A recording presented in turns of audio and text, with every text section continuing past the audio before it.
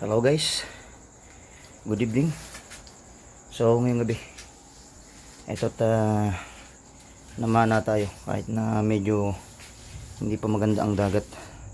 So ito, wala pa tayong isang oras na mana, tayo naman inabot ng sigwada o yung tinatawag na malakas na hanging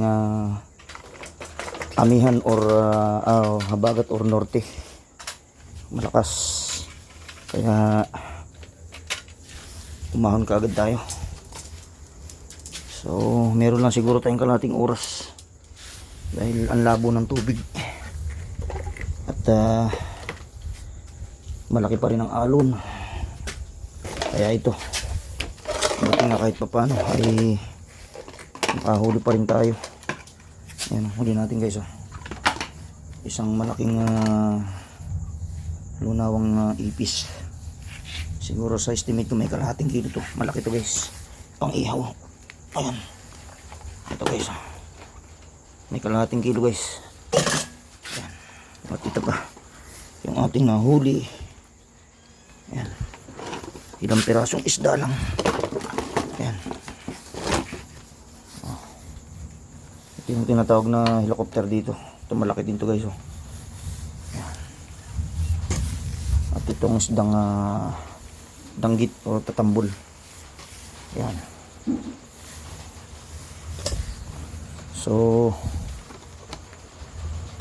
tayo inalat kanina dahil gawa nung kung alin pa yung pinakamalaking isda na aking pinana ay yun ang nakatanggal sa aking pamana. Ganitong isda rin guys, ganyang isda rin guys. Ganito sa malaki na to, mas malaki dito guys. Siguro kulang 1 kilo yun guys. Yan, nanghinayang talaga ako dahil ang ginamit kong pamana kasi guys ito itong maliit na to, walang ang sima dito sa dulo. Kasi iniisip ko kung ito ang gagamitin ko, hahatakin ko pa siya rito. Nakalagay siya rito sa loob ng aking panggal. Kung hahatakin ko, mawawala yung pinakamuhon kung saan nagtatago yung malaking isda. Kaya sinubukan ko sanang panain ito sa sentido para sana magitik. Ay palibasa nga magalaw ang alon at malakas ang hangin. Hindi ko tinamaan sa sentido. Sa parting tiyan ko tinamaan ay nasa ilalim siya ng bato. Kaya ayun, hindi ko siya mabunot dahil nga gawa nung wala nito. Yan, wala siya nito.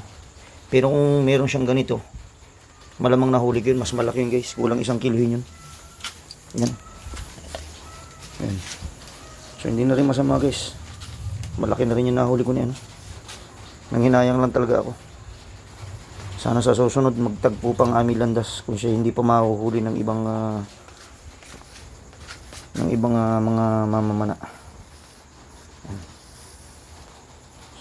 So ito, umuulan na. Biglang bumanat yung malakas na sigwada o malakas na hangin. Kaya ako'y umuwi na. Yung aking mga kasamang namana ay wala rin nahuli. Yung aking kasamang isa ay nakahulin 2. Yun namang isa ay 1 piraso lang. Nakawala pa yung ibang huli ko nito guys dahil gawa nga nung aking ginamit na pamana yun ay walang abaniko. Pero sa susunod sisiguraduhin na natin yan.